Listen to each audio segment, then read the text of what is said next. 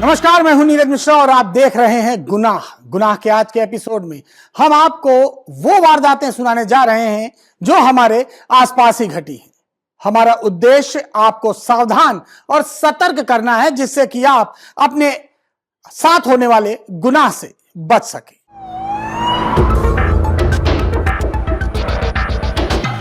गुनाह की यह वारदात गाजियाबाद से है। गाजियाबाद के खेड़ा थाना क्षेत्र में एक सनसनीखेज वारदात सामने आई, जहां एक सिरफिरे युवक ने घर में घुसकर दो बहनों पर अंधाधुंध फायरिंग कर दी। वारदात में दोनों बहनें गंभीर रूप से घायल हो गई, जिन्हें इलाज के लिए दिल्ली अस्पताल में भर्ती कराया गया है। घटना के बाद आरोपी मौके से फरार हो गया है और पुलिस उसकी तलाश में जुटी हुई है। यह पूरी घटना खोड़ा थाना क्षेत्र के आदर्श नगर वाल्मीकि चौक की है। ये युवक करीब आधे घंटे तक इस गली में घूम रहा था। इसके बाद यह युवक घर की ऊपरी मंजिल पर पहुंच जाता है। घर के अंदर दो बहनें मौजूद थी। वो दोनों इस युवक को पहचानती थी। इस युवक का नाम था जानी। जानी के हाथ में हथियार देखकर दोनों बहनों ने खुद को कमरे में बंद कर लिया, लेकिन जानी ने खिड़की का शीशा तोड़ दिया और वो इसी रास्ते से घर में रखी हुई फ्रिज को हटाकर घर में अंदर घुसने की कोशिश करने लगा। लड़कियां उसे रोकने का प्रयास करने लगी, लेकिन जानी मान नहीं रहा था। वो किसी भी कीमत पर घर के अंदर आना चाहता था। जानी करीब 4:30 बजे उनके घर पहुंच गया। जानी बहुत गुस्से में था। उसके इरादे खतरनाक थे। अब जानी शीशा तोड़कर फ्रिज हटाकर घर के अंदर तमंचे के साथ दाखिल हो चुका था। तो चलिए पहले हम आपको इस घटना से थोड़ा सा पीछे ले चलते हैं।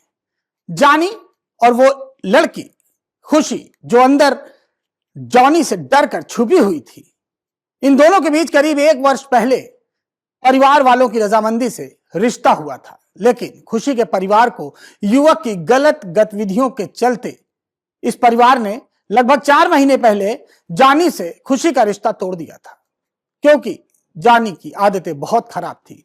वो अक्सर शराब के नशे में रहता था। वो शराब के नशे में उल्टी सीधी बातें करता था, फोन पर अश्लील बातें करता था, फोन पर गालियां देता था। इस वजह से परिवार वालों ने जॉनी से खुशी का रिश्ता तोड़ दिया था।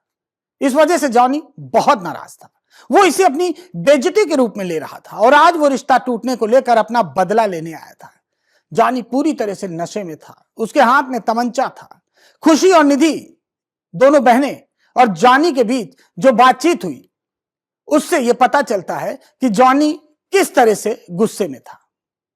निधि और खुशी ने जब जॉनी को देखा तो वो उसके सामने गिड़गिड़ाने लगी, क्योंकि जॉनी के हाथ में तमंचा था और वो बार बार उन्हें मारने की धमकी दे रहा था।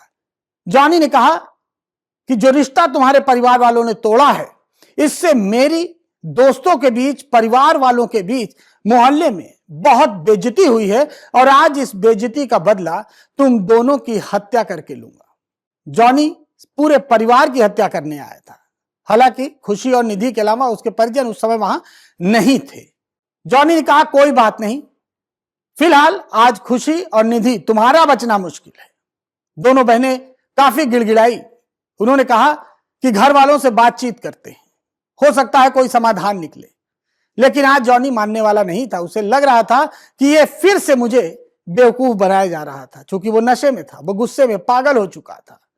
उसने काफी मिन्नतों के बाद भी दोनों बहनों पर रहम नहीं किया और अपने पास रखे हुए पिस्तौल से दोनों बहनों पर गोली चला दी। इस फायरिंग में खुशी को 2 गोलियां लगी, जबकि छोटी बहन निधि के फेस पर 1 गोली लगी। गोली लगने से दोनों बहनें गंभीर रूप से घायल हो गई। गोली की आवाज सुनते ही इलाके में हड़कंप मच गया। लोग मौके पर आ गए। पुलिस को सूचना दी गई। पुलिस मौके पर पहुंची और दोनों बहनों को तत्काल दिल्ली के लाल बहादुर शास्त्री अस्पताल में भर्ती कराया गया, जहां पर हालत गंभीर होने पर एक बहन को आगे रिफर कर दिया गया। पुलिस पूरे मामले की जांच कर रही है। आरोपी की गिरफ्तारी के लिए टीमें गठित कर दी गई हैं और जल्दी उसे गिरफ्तार कर लिया जाएगा, यह दावा पुलिस का है।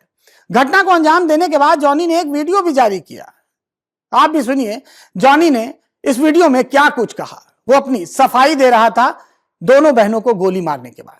आप भी सुनिए जॉनी का ये वायरल वीडियो। मेरा नाम जोनी वाल्मीकि बारदरी से हूँ मैं। और मेरा रिश्ता हुआ था खोड़ा कॉलोनी आदर्श नगर वाल्मीकि चौक। खुशी से रिश्ता हुआ था मेरा। उसके पिताजी और उसके मम्मी पापा मांगते थे मुझसे पैसे। 2-2 लाख रुपए मुझसे पैसे मांग लिए। और जब मैंने उनसे शादी करने को बोला तो साहब मुझे उन्होंने क्या करा कि मुझसे पैसे देने के बजाय उन्होंने, तुम्हारी 15 साल उम्र बढ़ी है, हम तुमसे शादी नहीं कर पाएंगे, तुम कहीं और रिश्ता देख लो। मेरी रिश्ता पानी सब हो चुका था, रोकना पोकना सब हो चुका था, लिखित में कोई पैसे नहीं लिए। और उन्होंने मुझे घर बुला बुला के 2-2 लाख रुपए इकट्ठे लिए, नई नई गड्डी लिए हैं। और मैंने कैसे कैसे करके पैसे जोड़ रखे थे, रैपिडो चला के बुक करके, मतलब मेहनत करके खून पसीने के थे। आज उन्होंने, मैंने रिश्ते के लिए 2 साल रिश्ता हो गया था मेरा। 20 मार्च 2024 में रिश्ता हुआ था, 14 मार्च 2026 में मेरा रिश्ता तोड़ दिया उन्होंने, क्योंकि मैं उनसे पैसे मांगता था तो उन्होंने कहते तो तुम्हारी 15 साल उम्र हो रही है, तुम्हारे हम वो नहीं करेंगे। तो देखा आपने, ये था जॉनी, जो अब दोनों बहनों को गोली मारने के बाद अपनी सफाई दे रहा है सोशल मीडिया पर। फिलहाल पुलिस इस जॉनी की तलाश कर रही है और ये अभी फरार है।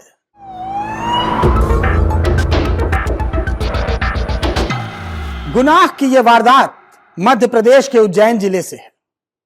यहां पर उन्हेल थाना क्षेत्र की यह पूरी घटना है। यहां एक सनसनीखेज हत्याकांड सामने आया है, जहां पत्नी ने अपने पति की हथौड़े से मारकर हत्या कर दी। पुलिस ने 24 घंटे के भीतर ही इस मामले का खुलासा कर दिया और इस महिला को गिरफ्तार कर लिया। मंगलवार के सुबह का दिन था। उन्हेल में 32 वर्षीय विक्रम लोहार का शव उसके घर में संदिग्ध अवस्था में पड़ा था। पुलिस को सूचना दी गई। Police dog squad FSL team के सहारे वहां पहुंची और जांच शुरू कर दी। मृतक युवक के सिर पर गंभीर चोट के निशान थे, जिससे कि साफ लग रहा था कि सिर पर किसी भारी चीज से मारकर इसकी हत्या की गई है। मृतक के पिता की शिकायत पर पुलिस ने पहले तो अज्ञात में मामला दर्ज किया, उसके बाद परिजनों से पूछताछ की।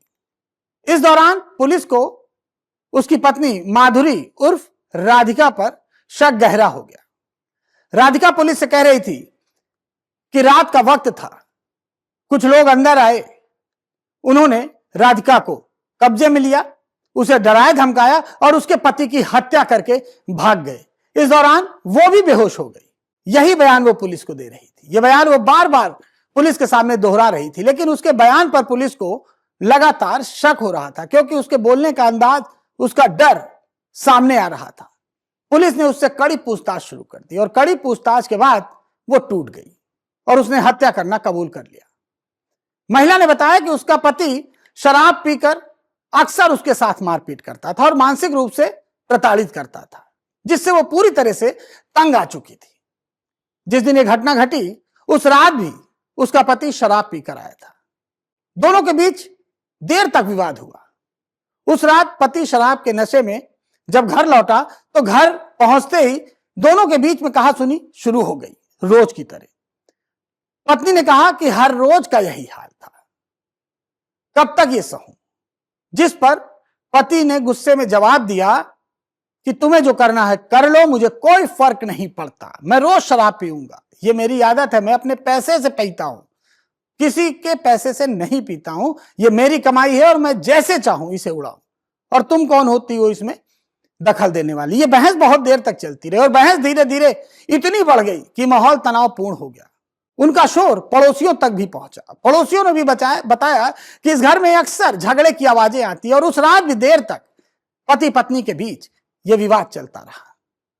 इस विवाद के बाद कुछ समय बाद पति नशे में तो था ही, वो सोने चला गया, लेकिन इस विवाद से आहत और गुस्से में भरी पत्नी देर रात तक जागती रही। इसी दौरान उसने गुस्से में आकर अपने पति को मारने का ही प्लान बना लिया।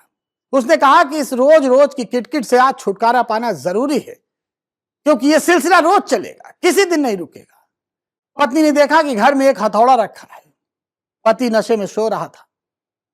उसने हथौड़ा उठाया और वो पति के सर के पास पहुंची और उसने उस वजनी हथौड़े से पति के सिर पर कई वार किए, जिससे कि उसकी मौत हो गई। और उसके बाद वो वहीं बैठी रही। वो सोचती रही कि आखिर पुलिस को क्या बताएंगे, क्योंकि हत्या तो हो चुकी है, पति मर चुका था। अब वो उससे बचने का प्रयास करने लगी। उसने एक स्टोरी बनाई कि रात में बदमाश आए, उसको कब्जे में लिया और फिर उसके पति की हत्या कर दी और बदमाश उसे बेहोश करके भाग गए। पुलिस ने इस पूरे मामले की जांच की पुलिस ने वैज्ञानिक संसाधनों के आधार पर 24 घंटे के अंदर इस मामले का खुलासा कर दिया। आरोपी महिला को गिरफ्तार कर लिया और महिला को न्यायालय में पेश कर अब आगे की कार्रवाई की जा रही है।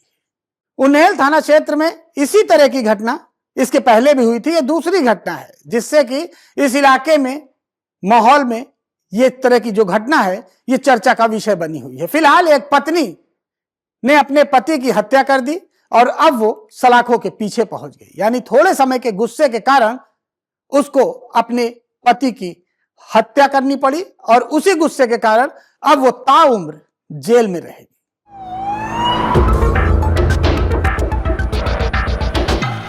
गुनाह की यह वारदात नागपुर से है। नागपुर में एक विवाहिता महिला के साथ दुष्कर्म, ब्लैकमेलिंग और धर्मांतरण के दबाव का सनसनीखेज मामला सामने आया है। इस मामले में पुलिस ने 2 आरोपियों को गिरफ्तार किया है जबकि एक मौलाना की तलाश अभी जारी है। घटना से एक जुड़ा हुआ वीडियो भी सोशल मीडिया पर काफी वायरल हो रहा है जिसे शायद आप सबने देखा होगा, जिसके बाद यह मामला और भी चर्चा में आ गया। इस समय टीवी स्क्रीन पर जो वीडियो आप देख रहे हैं यह वीडियो ही है। इसी वीडियो के आधार पर पुलिस ने आरोपी को गिरफ्तार किया, आरोपी की पहचान की और यही वीडियो है जो कई जगह सर्कुलेट हुआ जिसके बाद पुलिस को कार्रवाई करनी पड़ी। पुलिस के अनुसार गिरफ्तार आरोपियों की जो पहचान है वो कमलेश्वर निवासी अय्याज मदारे और अमीन शेख के रूप में हुई है।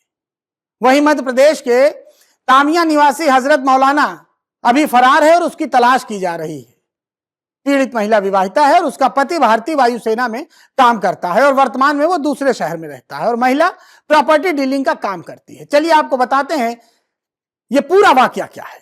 और ये वाकया महिला ने ही बताया। महिला के अनुसार फरवरी 2025 में उसके साथ पढ़ने वाले अय्याज से उसकी मुलाकात होती है।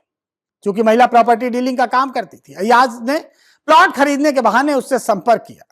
क्योंकि दोनों एक दूसरे को पहले से जानते थे तो महिला ने उस पर विश्वास कर लिया और उसे अपने साथ बातचीत के लिए आमंत्रित किया।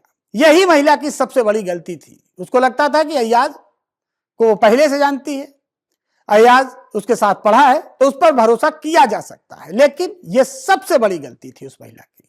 अय्याज महिला को वर्धा रोड स्थित एक होटल में ले गया। वहां उसे जूस में उसने नशीला पदार्थ पिलाया और जूस पीकर महिला जब बेहोश हो गई तो आरोपी ने महिला की बेहोशी का फायदा उठाया और उसी हालात में उसके साथ दुष्कर्म किया और इस दौरान उसका एक वीडियो भी बनाया, उसका फोटो भी बनाया और इसके बाद आरोपी अश्लील वीडियो और तस्वीर वायरल करने की लगातार धमकी देकर इस महिला का यौन शोषण करता रहा। आरोपी ने ब्लैकमेल करके महिला से 3,09,000 रुपए भी वसूल लिए और उस पर मुस्लिम धर्म अपनाने के लिए लगातार दबाव बनाता था। धर्म परिवर्तन के नाम पर उससे विभिन्न धार्मिक क्रियाएं कराई गई, अनुष्ठान कराए गए। जो वीडियो आप इस समय देख रहे हैं ये वही वीडियो है जिसमें वो धार्मिक अनुष्ठान कर रहा है, कलमा पढ़ रहा है, कुछ फूंक रहा है। वीडियो में आप देख सकते हैं कि महिला के साथ ये युवक कलमा पढ़ता हुआ दिखाई दे रहा है और लगातार उस पर फूंक भी मार रहा है। और 31 मई को आरोपी उसे नागपुर के कमलेश्वर क्षेत्र में लेकर गया था। यहां पर उसकी मुलाकात अमीन शेख और हजरत मौलाना से कराई।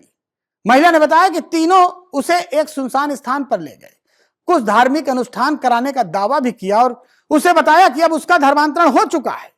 इस घटना के बाद आरोपियों ने उसके साथ फिर से दुष्कर्म किया। घटना के बाद वो लंबे समय तक डर और सदमे में रही, वो दबाव में रही। आरोपियों ने कहा कि उसका वीडियो वायरल कर देंगे अगर उसने ये बात किसी से बताई। महिला डर कर अपने घर में ही रही। लेकिन मामले का खुलासा तब हुआ जब पीड़िता का पति 3 दिन पहले नौकरी से घर लौटा। महिला ने अपने पति को यह पूरी घटना विस्तार से बताई और इसके बाद दोनों सोनगांव पुलिस थाने पहुंचे और शिकायत दर्ज कराई। शिकायत मिलते ही पुलिस एक्टिव हो गई। पुलिस ने दुष्कर्म, जबरन वसूली, धर्मांतरण का प्रयास का पूरा मामला दर्ज कर लिया और महाराष्ट्र अंध श्रद्धा और काला जादू प्रतिबंध कानून की विभिन्न धाराओं में मुकदमा दर्ज कर लिया। जांच के दौरान पुलिस ने अय्याज ताज मदारे, अमीन शेख को गिरफ्तार कर लिया। दोनों आरोपियों को फिलहाल अदालत में पेश किया जहां से उन्हें 5 दिन की पुलिस हिरासत में भेज दिया गया और उसके बाद इन्हें जेल भेज दिया जा रहा है। वहीं अब पुलिस जो फरार है हजरत मौलाना, जो इस पूरे काम में शामिल था, उसकी भी तलाश कर रही है। पुलिस की कई टीमें उसे तलाश कर रही है। पुलिस अधिकारियों ने बताया कि इस मामले में सभी पहलुओं पर जांच की जा रही है, वायरल वीडियो की भी जांच की जा रही है और उपलब्ध साक्ष्यों के आधार पर आगे की कानूनी कार्रवाई की जाएगी। फिलहाल इस मामले ने नागपुर में लोगों का ध्यान अपनी ओर खींचा है। दुष्कर्म, ब्लैकमेलिंग, धर्मांतरण और वायरल वीडियो जैसे गंभीर आरोपों के चलते पुलिस की जांच पर सभी की नजरें बनी हुई हैं। तो देखा आपने कि किस तरह से एक सहपाठी ने अपने साथ पढ़ने वाली महिला के साथ किस तरह से छल किया, किस तरह से उसके साथ दुष्कर्म किया, अपने दोस्तों के साथ मिलकर उसे ब्लैकमेल किया। फिलहाल पुलिस 2 लोगों को तो जेल की सलाखों के पीछे पहुंचा चुकी है, लेकिन एक मौलाना अभी फरार है जिसकी तलाश पुलिस कर रही है और जल्द ही वो भी होगा सलाखों के पीछे।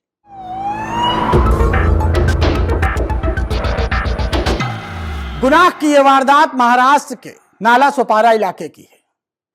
यहां पे अचोले इलाके में पिछले 6 महीने से एक युवक रहस्यमयी स्थिति में गुमशुदा था।